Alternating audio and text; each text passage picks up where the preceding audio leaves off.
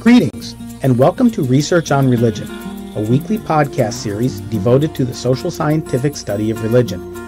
I'm Anthony Gill, your host, Professor of Political Science at the University of Washington and Distinguished Senior Fellow at Baylor University's Institute for Studies of Religion, the gracious sponsor of our podcast.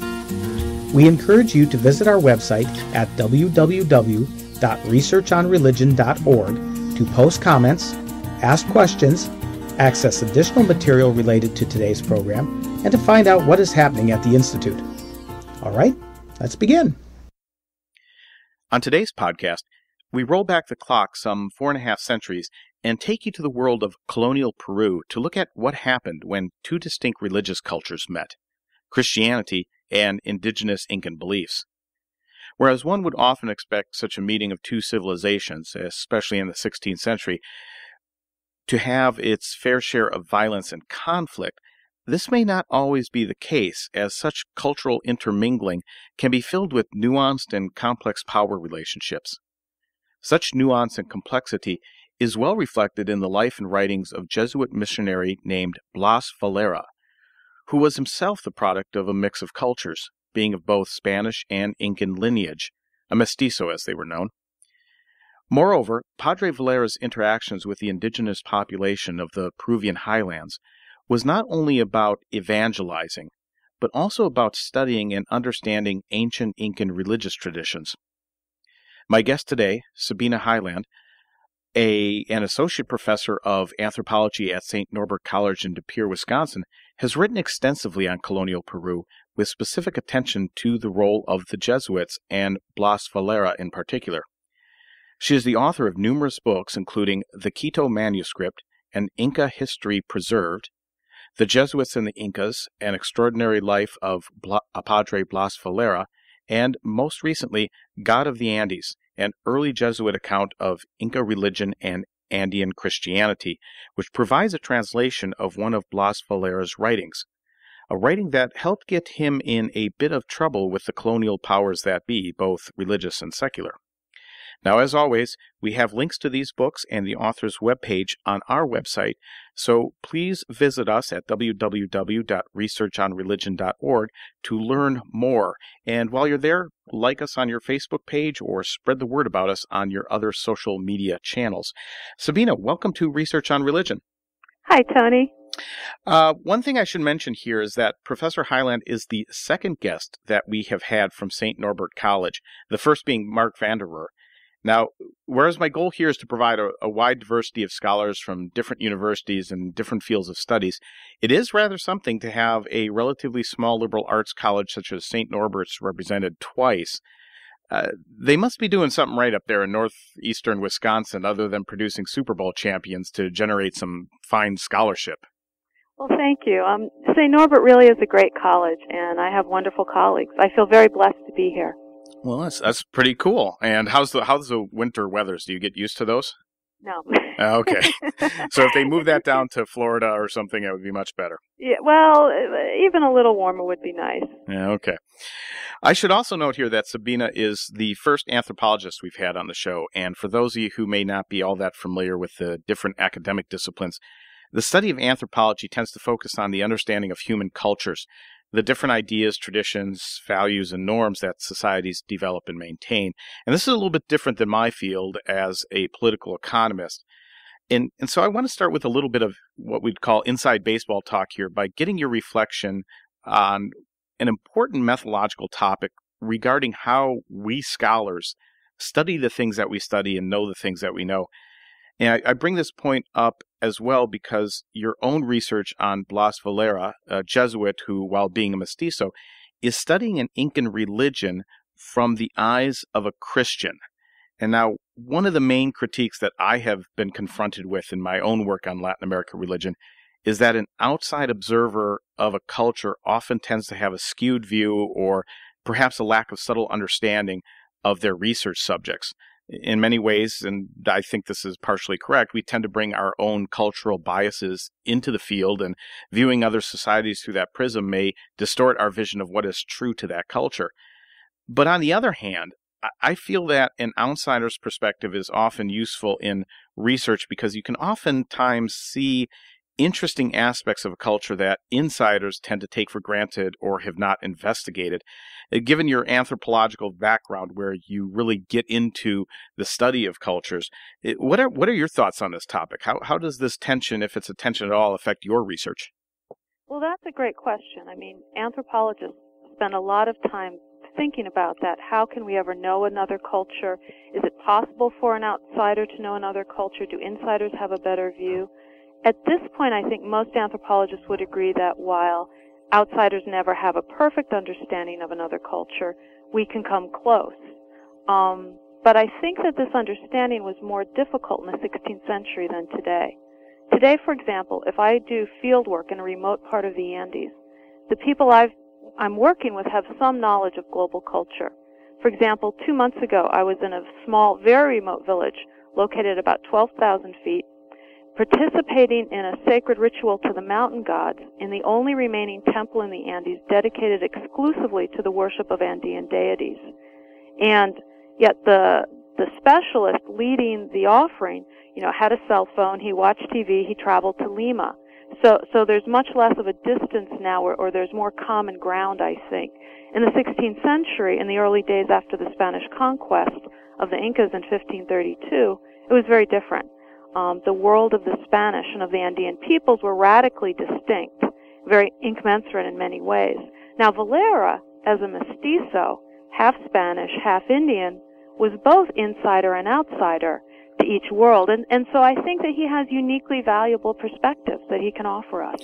Yeah, that's one of the things I really liked about the book, and that the topic caught my attention, was that Valera himself tends to be a double mirror in some ways, that he looks through the prism of different religions twice, and he really kind of sees what each culture offers. And as we noticed, he'll come up with some very intriguing conclusions that got him in a bit of trouble in that. So I love the phrase double mirror. I wish I thought of that. Yeah, well, you got to contact me early on. So that's, I'm good with coming up with phrases, not explaining things, but coming up with clever turns of phrases, I guess. So you were up in the highlands then, observing some of these ancient rituals at 12,000 feet in the air, huh? Yeah. This was in a community called Rapaz. Mm-hmm. And the Incas, their writing was on knotted strings, which we still cannot decipher.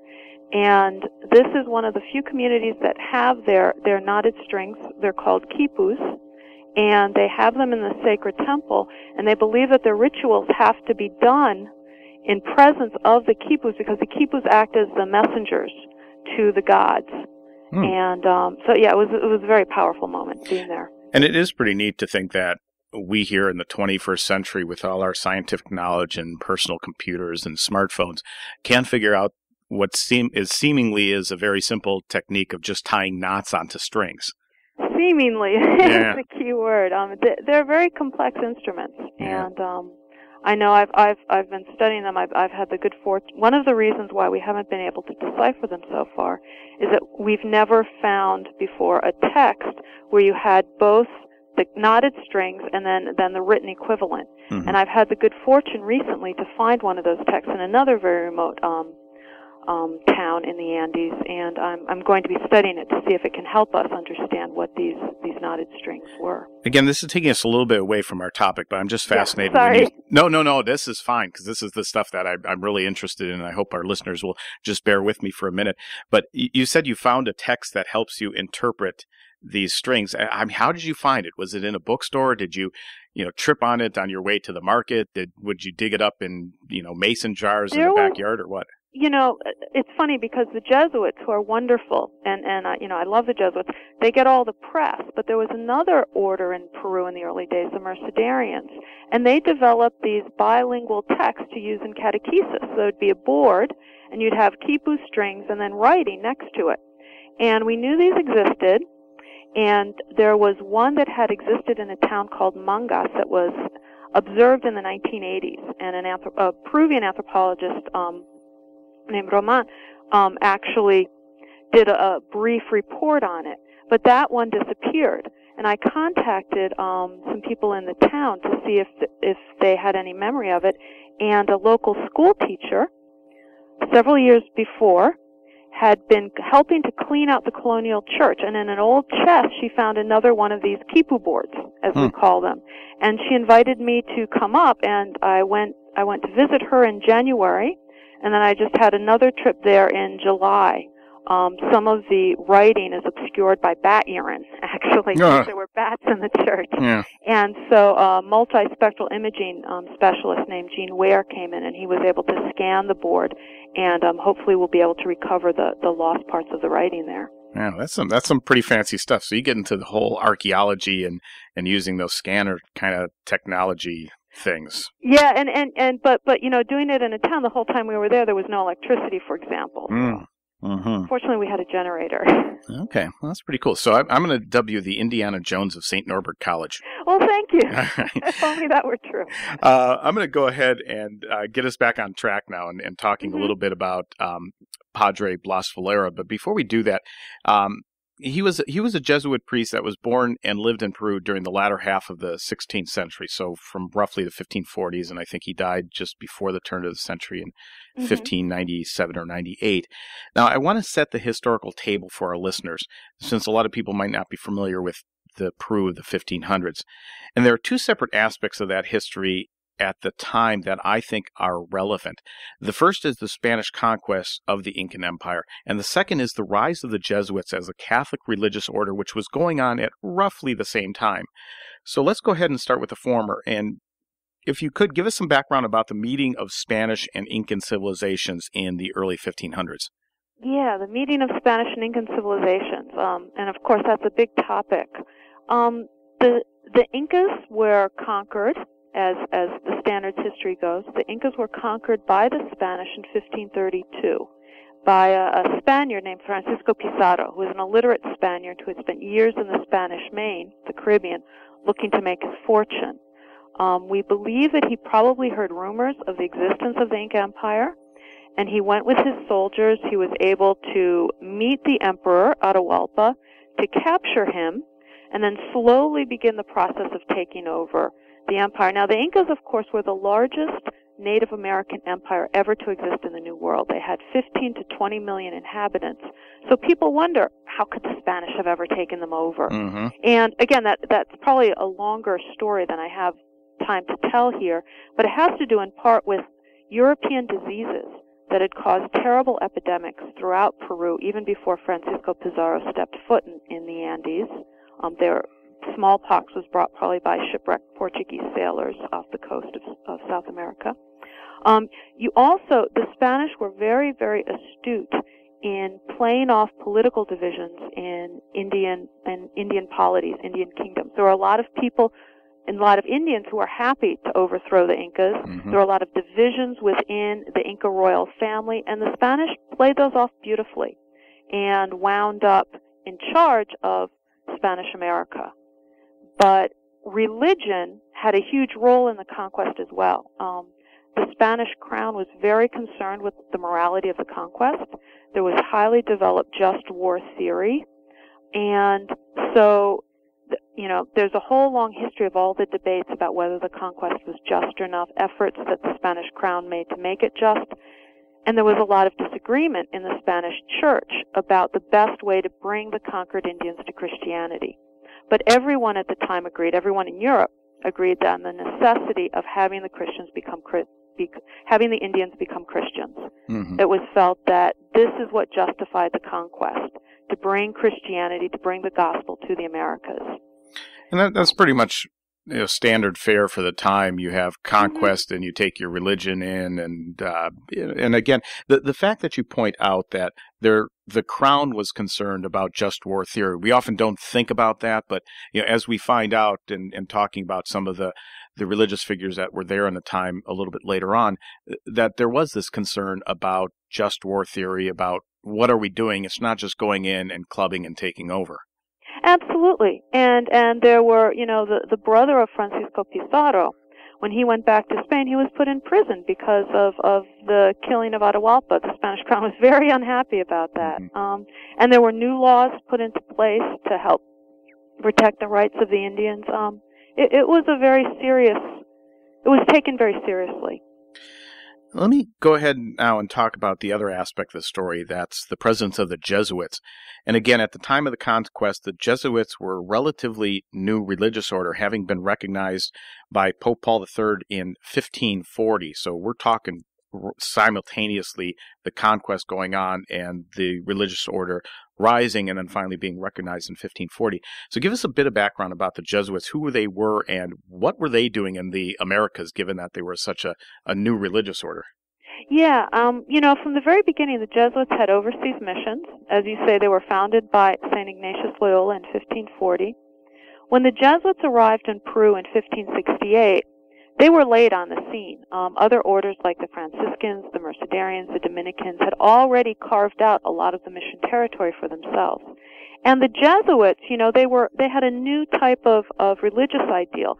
They didn't want to take permanent missions. They would end up doing so in some cases, but they didn't really want to. They wanted to have kind of these traveling preaching circuits lasting a couple of months where they would go and inspire people and renew their Christianity. So a lot of their early years in Peru were focused on having these preaching missions through Indian territory. And they were renowned for their preaching and also for their skills at hearing confession, which they considered very important. Mm-hmm. Penance was very central to Jesuit spirituality. Now, one of the interesting things about the Jesuits, and I went to a Jesuit college, one of your rivals down the road in Wisconsin, Marquette University, so I got to learn a little bit about these folks. But one of the interesting things I learned about the Jesuits was their relative independence from secular power, specifically in the Americas. And in part, I think this was that they were a religious order that was founded after the various concordats and agreements that were negotiated between Spain in the late 1400s and early 1500s with the Vatican. What we call the Patronato Real, or the royal patronage system, tended to set the relationship between the church and the state in motion there. But the Jesuits come after this, and they were really never part of the contract that was inked in between these two. So to what extent were the Jesuits either tied to the secular power structure in colonial America, or were they independent? Am I reading this situation right? I think that a lot of Jesuits today perhaps can have maybe a rosy-colored view of some of their early history. Mm-hmm. They were, in fact, under the Patronato Real. Oh, they were under the royal patronage. They weren't juridically independent of the secular structure. They often tried to influence, as best they could, the secular church.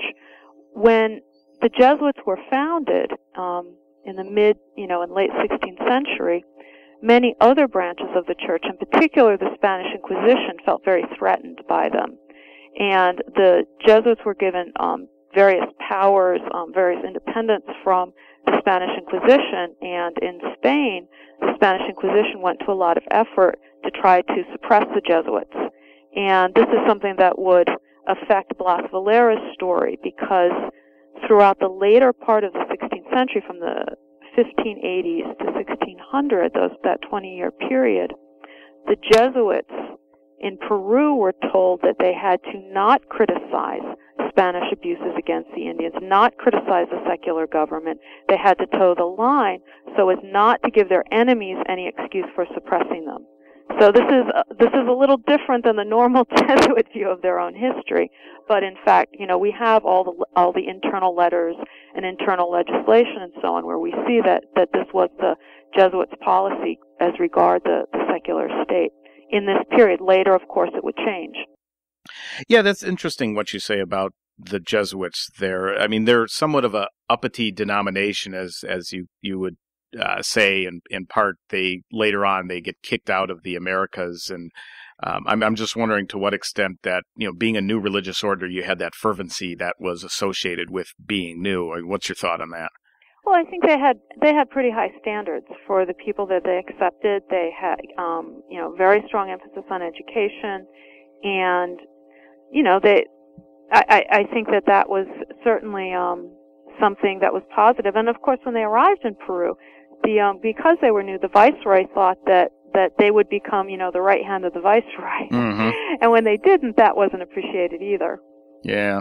That brings me to the question of the relationship between religion and political power in the Americas, because it's often assumed that the Catholic Church and its representatives, such as the Jesuits or the Mercidians or other religious orders or just the regular secular clergy, that they were closely tied to the secular powers and served as a means of breaking down and repressing the indigenous populations. So much like the viceroy says, oh, great, these Jesuits are coming in. They're my right-hand man. They're another part of my arsenal of tools for keeping the population subjugated.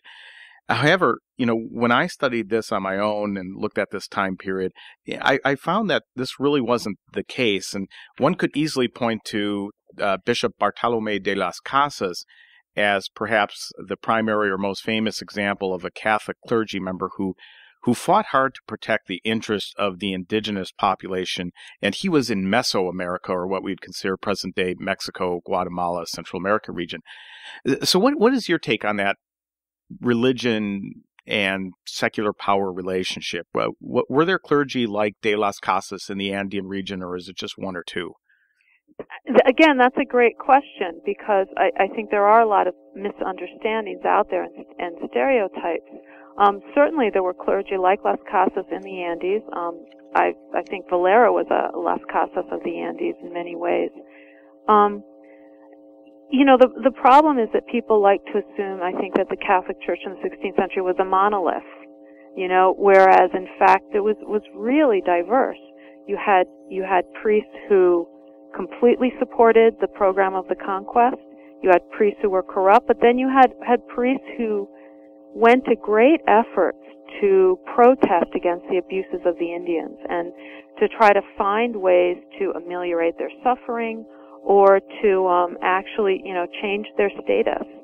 And, Valero was not alone in saying that the Spanish conquest of the Americas was unjust, and that Native peoples deserve to have more of a say in their lives than they were given. There were certainly others. Yeah, my take on that subject, too, is that especially in the early days of the conquest, in the 1500s, mid-1500s, the clergy who generally came over from Spain at this time or who were ordained in the Americas typically did not do this because they were interested in political power. If you were a priest interested in political power, you stayed in Spain because it was a much more comfortable life. It's the folks who did come over. They say, oh, there's a new territory of souls that are worth saving, of converting. Those are really devout folks. And when they get over there and they see the mistreatment of many of the indigenous population by the conquistadores, they say, whoa, we cannot convert people when you're beating them. This is not how Christ would have done this. Let's back up and take things a little bit slower here. Yeah, I think you're absolutely right. That was very much the case. A lot of these men came over because they wanted to sacrifice their lives for Christ. They wanted to, they lived under conditions of great hardship because of their Christian ideals. And of course but they weren't all that way too. You had some who came over because they thought they'd make it rich. Yep, that's getting true. Gold. You had others who came over because nobody in Europe really wanted them around. But for the most part, I think what you're saying is absolutely true. Well, let's go ahead now and turn our attention to Blasolero, and he's been the subject of your books and your writings for many years now. And as you mentioned, he seems to be the Bartolomé de las Casas of the Andean region. And it's good that you're bringing a great deal of attention to him, because I found his writings and his take on the entire situation to be very, very interesting. But the first thing that I really need to ask you about is his name, Blaise. I mean, I have never encountered this particular given name in all my studies of Spanish. So what can you say about this name, Blaise? Yeah, the name Blaise. It is a name that you see in the 16th century. There are some other writers named Blaise, like there's a Mercedarian Blaise de Atienza. It's the Spanish version of the English name Blaise. And, sometimes I wonder if maybe Blaise got that name because maybe he was born on St. Blaise's or San Blas's feast day. Wait a minute here. There's a St. Blaise's feast day? Yeah, there's a St. Blaise feast day. It's February 3rd, the day after Candlemas, and I know I used to live in Kansas, and St. Blaise's feast day was always a big deal there because St. Blaise was considered, at least in local tradition, to be the patron of diseases of the throat. And after Mass on St. Blaise's feast day, we would all line up, and one by one the priest would hold the candles the new candles from Candlemas, over our throats and say a blessing so that we would be protected from any diseases of the throats for that year. See, that's why I like doing this Research on Religion podcast series, because there's always something new that I learn. I mean, I'm learning a lot of stuff about Blaise Valera, but the other thing is that I never knew that there was a patron saint of diseases of the throat. Yeah, and I don't know if that's official or not. That was just the folk belief. Okay, well, I guess, and it kind of came, at least in the northern hemisphere, in February, and that's the time when everybody's getting colds and flus, I guess, so that tends to make sense there. So, okay, well, February 3rd, I'm going to be celebrating St. Blaise Day. Oh, good. So tell us about this guy. Tell us about Blaise, and we're pronouncing his name in Spanish or in Castilian as Blaise Valera. When was this guy born, and what was his life growing up as a kid? Well, he was born in 1544, we believe, and he was born in rather a remote part of the Peruvian colonial viceroyalty at the time. It was called Chachapoyas. It's high-altitude jungle. And his father, Luis, was a very powerful encomendero. That's somebody who's been given grants of free Indian labor. And his mother was an Indian woman. We don't know too much about her. We think she was probably Inca because of how she raised Blaise to speak Inca Quechua. Quechua was the language of the Inca Empire. And, of course, people who lived 400 years ago, we don't know as much as we would like about them. But we know that by the time he was a teenager, he was sent to be educated on the Peruvian coast. And there he apparently spent many hours with they're called amautas, the learned men of the executed Emperor Inca Atahualpa. And he apparently spent many hours with them learning a lot about Inca history and Inca traditions. And then eventually he studied in Lima, and for whatever reasons he decided in 1568, the year that the Jesuits arrived in Peru, that he wanted to be a Jesuit. He didn't want to go home to Chachapoyas. That's rather interesting for me, and that's a part of the tale as I was reading your book, just trying to figure out what was going on in his head at the time. Now, it sounded like he was raised by his mother. His father was probably there, but his mother had a lot of influence. To teach somebody a language like that, you have to have a lot of contact with a young son. Mm-hmm. So you get a lot of respect for the culture, but then all of a sudden he wants to become a Jesuit. I mean, for me, it's a very interesting blend of cultures at that period of time, which shows you the intermingling of these two, and the fact that he would have been in his late teens, early 20s at about this time, mm-hmm. that it goes ahead and says, yeah, I want to do that. What's your thoughts there? Well, I think there must have been something about the Jesuits that appealed to him, their preaching, their work among the Indians, but to some degree, he didn't necessarily have a choice if he wanted to be a missionary. The Franciscans, the Dominicans, they did not allow men of Indian descent to join their orders. The Mercedarians were the only ones who did. The Jesuits, when they arrived in Peru, they wanted to found the order on mestizos. They thought that these men who are half Indian, half Spanish would be the best evangelists of Christianity, because they would know their mother's culture, they would know their mother's language, but they would also be very firm in their Christianity from their father's heritage. And so I think that's why. Now, eventually, within 14 years, the Jesuits would vote unanimously against having any men of Indian descent into their order. That ruling would stand up until the time they were kicked out of South America in the 18th century.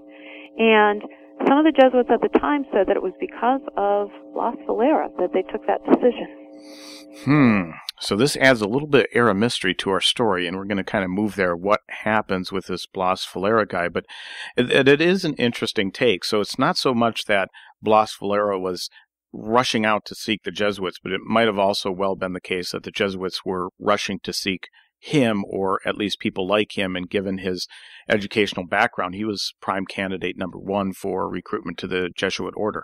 Yeah, and it should be mentioned, I mean, he stayed loyal to the Jesuits his whole life. Later on in his life, he was given the opportunity to leave, and he refused. So there must have been something there about Loyola's spirituality that I think he loved. And really connected with. Yes, because now as we move on to his later life, we're going to find out that he led a pretty hard-scrabble life after this, in part because of some of his investigations and some of his thoughts and some of his writings. But let's go ahead and take it from the point now that he enters the Jesuit seminary and says, I'm going to be a Jesuit. What's his professional life like here? Was he an ardent missionary? Was he one of these Crusader for Christ types, shock troops of the Vatican, or what? Well, he was certainly very ardent, I think, and dedicated. I don't know if a Crusader for Christ type would be quite the way to call him.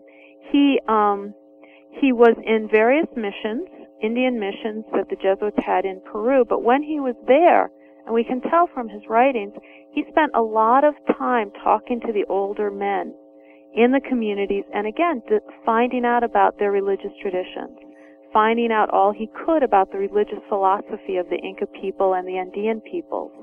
And, you know, the Jesuits, when they got to Peru, they thought this was great. They thought that the Andean peoples would convert quickly to Christianity, and you know, there wouldn't be any problem. It was only later that they began to realize, by the 1580s, that this conversion wasn't going smoothly, that many of the Indians they felt claimed to be Christian but still continued their ancient practices, that the Jesuits' attitudes changed and they began to clamp down much more harshly on any type of native custom.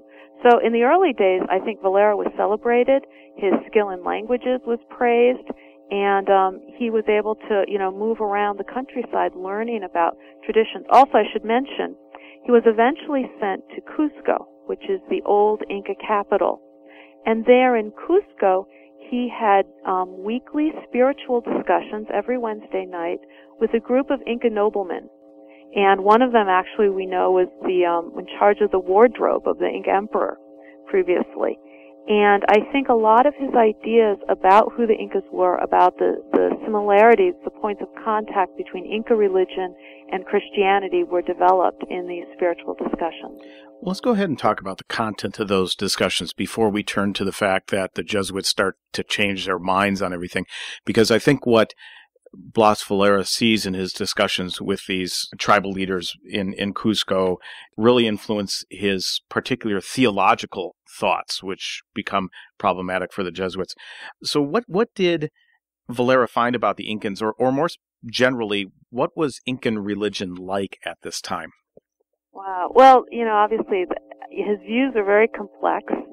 Clearly, he's very sympathetic to Inca religion. And, you know, of course, in my book, I go into this in detail, discussing Valero's vision of Andean Christianity. Valera thought that the Incas had been chosen by God to prepare the way for Christianity in the Andes. He believed that many central aspects of Inca faith were compatible with Christianity. For example, he argued that the Incas worshipped the supreme creator god Ilya Texi. His name means divine origin, who's similar to, or really the same as, the God of the Old Testament. He argued that most Inca rituals were divinely instituted and were in fact, you know, again, compatible with Christianity. For example, the Incas had the rite of confession. And they also had forms of monasticism, again, which Valera felt was compatible with Andean Christianity. Give us an idea of what that looked like, because again, our vision of Incan religion is somehow clouded by our Western view of the world that's been presented to us.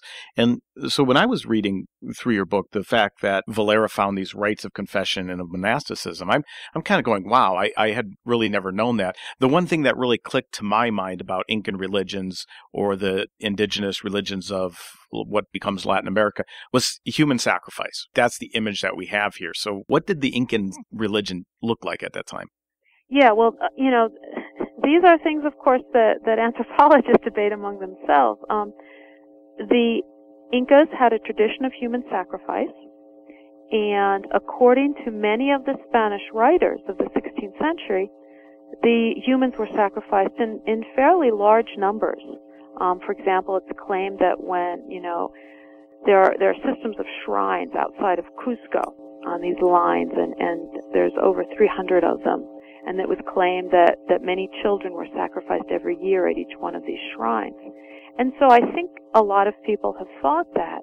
Now, Valera claims that there was no human sacrifice in the Inca Empire, and he says that the belief that there was is due to a language misunderstanding, that the Spaniards didn't understand the subtlety and metaphorical nature of Quechua. And so he said the Incas would sacrifice animals, but refer to them as humans. So they were sacrificing animals in the place of humans. And Valera argues this was misunderstood by other Spanish writers. One thing that sheds light on this is archaeology. Johann Reinhardt has found a number of bodies of young women and young men who were sacrificed to the mountain gods. So there was some human sacrifice, but in general, archaeologists have not found evidence of these large-scale human sacrifices. For example, the archaeologist Brian Bauer, who charted out the sacred shrine system called Seques around Cusco, he found virtually no evidence of any human sacrifice. So the emerging thinking now is that the prevalence of human sacrifice in the Inca Empire has been very much over-exaggerated and very much misunderstood. And it seems that Valera was probably on the right track in saying that most of the time it didn't really happen. And so how about some of these other rituals or practices as well? The one thing that is fascinating to me is the rites of confession, which, indicates that there's some concept of what we in the West would call sin, and that one, by confessing their sins, could perhaps be washed of those sins. Is that what Valera found in terms of the rites of confession for the Incas? Yeah, and the confession was ubiquitous, and Andean confession with Andean shamans or Andean priests continues well into, the late 16th century. And yes, there was an idea of sin, but it was a little different than our own. The idea was that if a person committed sins, that the gods would punish the whole community. So one's private confession was actually a public, a civic act, and you were supposed to confess your sins at least once a year. And the confession would take place usually outside by a river. The person making the confession would hold ichu grass, just the local grass, and at the end of it, to symbolize freeing themselves of sins, they would throw the grass into the water. And they would also be given penances by the priest who heard their confession. And one other thing is that in many parts of the Andes, apparently, women would confess only to women, female confessors. There was an idea that they would understand, I guess, the nature of women's sins better than men would. And these were public events, public confessions? They were private. They were private. Okay. Mm-hmm. But they're still done by a river, and I guess at a certain, was there a certain holiday time of the year that everybody did this? That's, There were certain times of year where it was common. Okay. And the Inca Emperor himself, famously, he did not confess to a priest. He would go into seclusion by the Temple of the Sun in Cusco, and he would confess his sins privately to the sun god directly. Now, was the Incan Emperor considered the highest priest? That's an interesting question. He certainly was considered very sacred, but the high priest of the sun, who was the most important religious leader, the Vilak Umu, he was usually a brother he was usually a relative of the emperor. For me, that is a rather interesting phenomena, because I've always been fascinated by why governments wouldn't become theocracies and the highest leader would become the highest representative of God on earth. There seems to be that specialization there, and this is the political economist in me coming out, thinking about specialized tasks via Adam Smith or something, that you have two separate individuals and two separate hierarchies or bureaucracies or clergy, I guess, to manage all this kind of stuff. And that one of the other things that you mentioned too, that the Incans had that Valera thought was relatively common to Western Christianity, was the idea of monasticism. So tell us a little bit about that.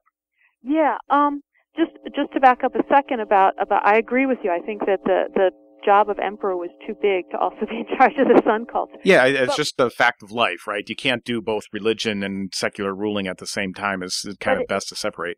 But one thing that it seems that the sun priest, the Vilach Umu, also had some sort of military role and was very important in helping to determine military strategy, which we wouldn't normally expect. But to answer your question about monasticism, one of the things I most love about this text is that Valera gives us glimpses into the Incan forms of Andean monasticism, which we know existed, but we know very little about. For example, we know that there were native hermits in the Andes before the arrival of Christians, but we know virtually nothing about them except what Valera tells us in this account, explaining how they lived in very remote parts of the mountains. They observed the heavens, and they were maintained by the local people who would ask them for help in practical matters, such as prayers for healthy births. So he gives these wonderful insights that we don't normally get. And that's rather interesting, too, because you could say, well, you know, every culture has its hermits, and when you're talking millions of people in an empire, there's always going to be, you know, somebody who's antisocial and they just take off and find their own cave and live that way. But as you mentioned, many of these folks are supported by the local community around them, and the local community sees them as a valuable part of that community.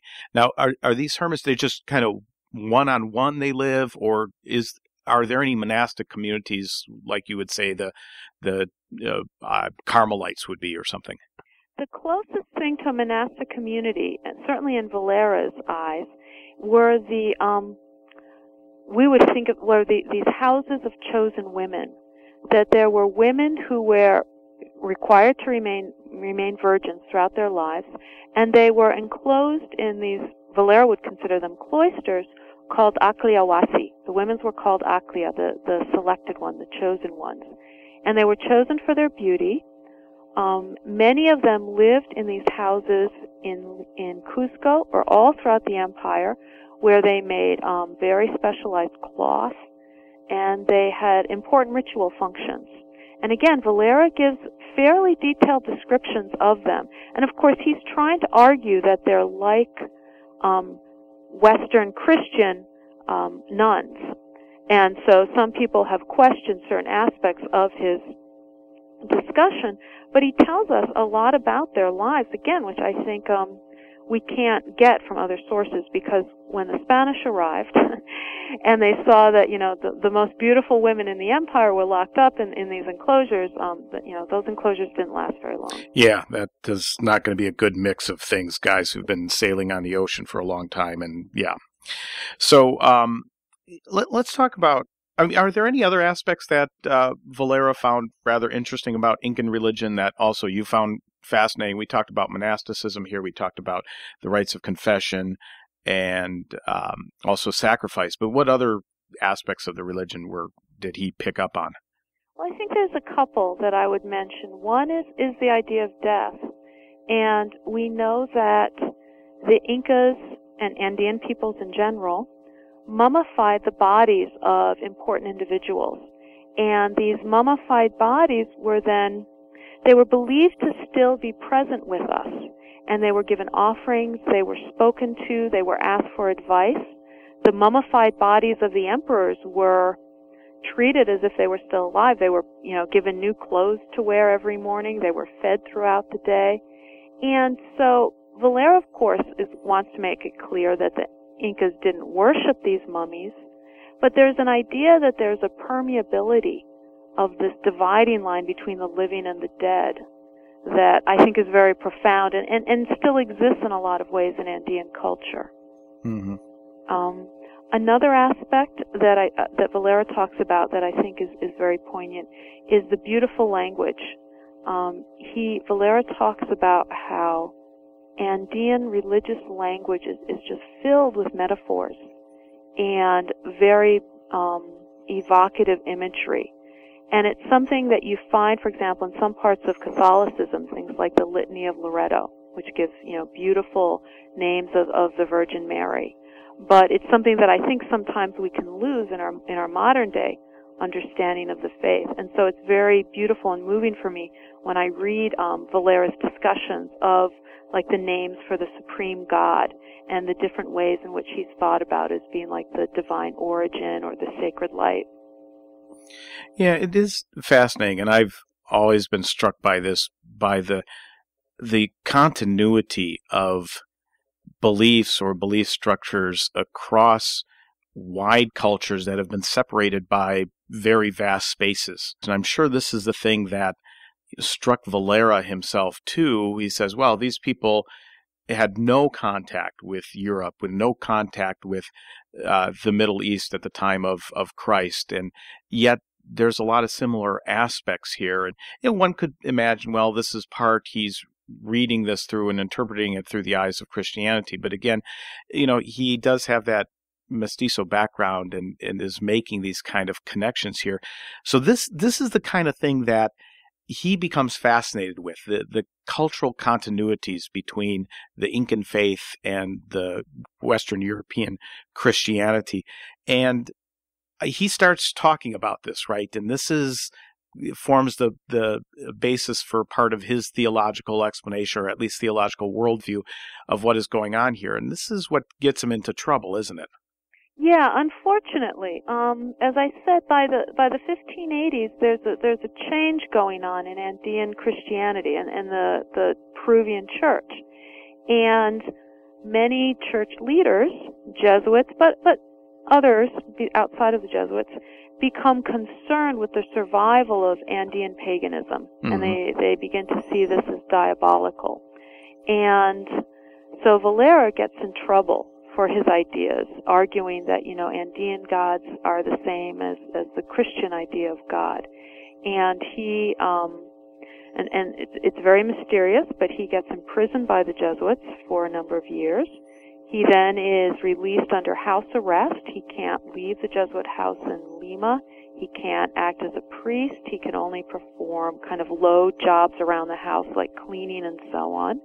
And then when his time is up of his the Jesuits, we have their internal letters. They say, what do we do with him? He still holds these ideas. And so they send him to Spain because they say his ideas will cause less trouble in Spain. Unfortunately, he gets to Spain and he's in Cadiz when it's attacked by the British. And the city is sacked. The British soldiers or the British sailors went through and beat up any priest whom they found, and Valero was injured in the attack and he died somewhat later of his injuries. At least that's the story that's found in the Jesuit records. Mm-hmm. It must have been a really interesting part of his life, or I guess interesting is not quite the right word, but a very odd part of his life is that he's worked as this time as a missionary, and then all of a sudden the last part of his life, all those doors close rather quickly. He's imprisoned. He's downplayed as an important member of the religious community. And then all of a sudden he's sent to Spain, which is a complete foreign country to him. He's not at all. Did he travel to Spain before? No, he had never traveled to Spain before. Yeah. And one of the things I love to do when I read history is just try to put myself in the shoes of the people that I'm reading about. And it just must have been, the oddest last couple years of his life to just be living this. I think it was difficult. He spent his time under house arrest writing. He was allowed to do that, and fortunately for us, he didn't give up his ideals, which shows, I think, how tough he was. And mm-hmm. one of the things, I don't talk about this in Gods of the Andes, it's in my other book on Valera. Apparently, one of the things that really sustained him was praying the Psalms. He became very dedicated to that, particularly to the 7 penitential Psalms. And there I think he found a strength that was able to get him through all of these downturns of fortune that he had to undergo. And again, that is rather interesting too, just from his mindset and trying to put myself into his shoes, that here he is being repressed by the Jesuits who initially welcomed him in, and yet he stays very loyal to Christianity. One could see other people perhaps who have less intellectual and less emotional fortitude saying, oh, Christianity has turned on me, I'm going to turn on Christianity as well, and give up on that. But he stays loyal to the very end to Christianity. Yeah, it's remarkable, isn't it? And again, to the Jesuits, he was offered, after his imprisonment, he was offered the chance of joining one of the maybe, the Mercedarians who were accepting mestizos, and he turned it down. He wanted to be a Jesuit. It's extraordinary. It is fascinating. One of the aspects that I want to bring up, and I think this has a great deal of relevance for contemporary religion as well, is this issue of looking at the faiths of other cultures, seeing the similarities, and being either able to work with these, as Valero was arguing for all of his life, and that the early Jesuits, when they arrived in Peru, seemed to accept as well, saying, okay, let's work with these beliefs, let's understand what they are, let's find the similarities, versus B, of saying, no, these are pagan religions and we need to basically extricate them from the belief system of these cultures. And within Catholicism, it's something that they've had to wrestle with for a long time as they expand missionary outwards. They meet cultures that have different beliefs. And the question arises, do we work with these beliefs? Do we see the similarities? Or do we, again, try to extricate them from the culture? What kind of thoughts do you have on that subject from viewing this in the 16th century of Peru? And does it tell us anything about our spiritual life and meeting of different cultures today? Wow. That's quite a question. I'm good at asking these, the tough questions at the very end of our interviews. I like to get our scholars to, speculate, to go beyond a little bit of their comfort zone and to think big in many ways. Well, anthropology is about taking other cultures seriously and believing that we can learn from ancient traditions like those of the Andes or elsewhere. It's about challenging, I think, the arrogance of thought that Europe and America have all the answers. And so when I look at Blasolero, I see him in a very heroic light. 400 years ago, he did this. He dedicated himself to learning about the traditions of the Incas and to saying that their traditions and customs of South American Indians have value. And he wasn't alone. You have Matteo Ricci in China. You have Robert de Nobili in India, both Jesuits at the same time as Valera. They learned about and celebrated the wisdom and cultures of China and India respectively. And I think in 2012 that this lesson, this need to say that, I don't know if you want to talk about in these terms, a successful global culture has to be one in which all peoples are respected, and that's more important than ever now. Since Vatican II, the Catholic Church has emphasized the idea of enculturation, of finding ways to found Christianity within native cultures. And Valero was doing this 400 years ahead of his time. And it's something that I think we need to do. Again, as an anthropologist, it seems to me that we have to recognize that Western traditions, while completely valuable and important, are only a small piece of the entire human puzzle. And I think we have, as an anthropologist, I think we have to dedicate ourselves to recovering ancient cultural traditions and voices before they're gone. Well, you do an excellent job of doing that. And again, I'm fascinated by your work because you are looking at Incan culture in and of itself, but also through the lens of Christianity, through the eyes of a mestizo. And as you continue your work on these beaded strings, the quipus, I think they're called, you really are advancing that kind of knowledge, and the discoveries that you've been making are very worthwhile for our entire profession. So, Sabine, I want to thank you for being on Research on Religion, and I want to point everybody back to our website so that they can check out your readings and the fascinating work that you're doing. Well, thank you so much. It's been a great honor to be asked to be part of this program, and I appreciate it very much. Thank you for listening to Research on Religion. To learn more about today's topic, participate in a discussion about what you've heard, or browse other podcasts, please visit our website at www.researchonreligion.org.